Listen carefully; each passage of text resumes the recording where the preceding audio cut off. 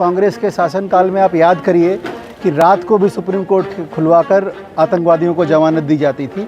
तो ऐसे लोग साथ हैं तो उनके मन में आतंकवाद है तो किसी को कुछ भी बोल सकते हैं। अराजक गुंडे जब समाजवादी पार्टी के गुंडे जब आ जाते हैं कहीं भी बीच में तो इस तरह की हरकतें हो जाती हैं। संविधान ने अधिकार दिया है सबको अपने उठाने के, फिर क्या वजह है कि लाठी चार्ज किया जा रहा है? अभ्यर्थियों को कोई ना कोई भड़का रहा होगा, क्योंकि जब चुनाव जीवी लोग आते हैं, जब चुनाव होता है तो इस तरह के लोग भड़काने चले आते हैं। आपने कहा ना कि मनोबल बढ़ाने की बात होती है। जब आप आतंकियों का, समाज को बांटने वाले लोगों का मनोबल बढ़ाएंगे तो ऐसी घटनाएं होती हैं। कांग्रेसियों का काम ही फूट डालने का रहा, तो अंग्रेजों से इन्होंने सीखा है कि फूट डालो और राज करो। चुनाव साथ होते हैं तो उसमें कितना समय बचता है, देश का कितना पैसा बचता है। बार बार आचार संहिता लगने से जो विकास का क्रम है वो रुकता है। इसीलिए प्रधानमंत्री जी चाहते हैं कि देश में एक साथ चुनाव। सरदार पटेल जी की जयंती के अवसर पर आज प्रभात वर्मा जी ने यहाँ कार्यक्रम का आयोजन किया था, उसी में आना हुआ। जिस तरीके से खड़गे ने सीएम योगी आदित्यनाथ की तुलना आतंकवाद से की है, कहा है आतंकवादी जैसा कपड़ा पहनते हैं आतंकवादी, किस तरह के देख रहे हैं उनकी तुलना को? आप भी अनुभवी हैं, भगवा कपड़े में आतंकवादी तो कभी हो नहीं सकता। दूसरा, कांग्रेस ने सदैव आतंकवादियों का सहयोग किया है। भारत तेरे टुकड़े टुकड़े होंगे का नारा लगाने वालों का साथ देने की बात हो, चाहे उस कांग्रेस के शासनकाल में आप याद करिए कि रात को भी सुप्रीम कोर्ट खुलवाकर आतंकवादियों को जमानत दी जाती थी। तो ऐसे लोग साथ हैं तो उनके मन में आतंकवाद है तो किसी को कुछ भी बोल सकते हैं। और जैसा अभी हमारे एक माननीय मंत्री जी ने कहा कि वो उनकी उम्र हो गई है तो कुछ भी बोलते हैं, तो उसका संज्ञान नहीं ले जाना चाहिए। इस समय पोस्टर वार चल रहा है, जिस तरीके से बटेंगे कटेंगे और हम एक हैं, ऐसे नारों का क्या मतलब निकाला जाए जिस तरीके से हम पोस्टर वार है? देखिए, निश्चित तौर पर जब साथ रहते हैं तो ताकत आती है। हमने भी पढ़ा है कि हाथ की पांचों उंगलियां अगर मुट्ठी बना के साथ रहें तो समान विचारधारा के लोग जब एक साथ रहते हैं, और जब उनको, जैसा मैंने अभी पहले कहा कि जब कांग्रेसियों का काम ही फूट डालने का रहा, तो अंग्रेज़ों से इन्होंने सीखा है कि फूट डालो और राज करो। लेकिन भारत की जनता अब समझ चुकी है, पढ़े लिखे लोग हैं, तो इनके मुगालते में नहीं आने वाला। सब साथ रहेंगे, सुरक्षित रहेंगे। और बांग्लादेश का हाल अभी आपने देखा ही है, श्रीलंका का हाल अभी आपने देखा ही है, इजराइल ने हमस का जो हाल किया वो सब आपने देखा ही है। तो साथ रह के ही आगे बढ़ा जा सकता है, ये सबको पता है। अखिलेश यादव ने कहा है जुड़ेंगे तो जीतेंगे, एक साथ चुनाव हो सकता है देश में, एक साथ परीक्षा नहीं हो सकती।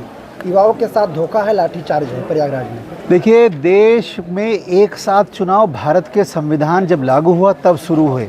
वो तो बीच बीच में कांग्रेस ने संविधान का उल्लंघन किया, चुनी हुई सरकारों को 99 बार उन्होंने गिराया है। इस वजह से ये कार्यक्रम बिगड़ा है। आप भी समझ सकते हैं, सब जानकार लोग हैं। जब चुनाव साथ होते हैं तो उसमें कितना समय बचता है, देश का कितना पैसा बचता है।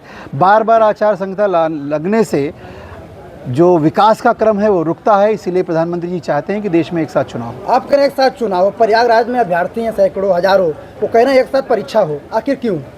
देखिए, परीक्षा में शुचिता बनी रहे, और ये परीक्षार्थियों से बात करके मुझे लगता है निश्चित तौर पर, जैसे पुलिस परीक्षा अलग अलग फेज़ों में हुई और शुचितापूर्ण परीक्षा हुई।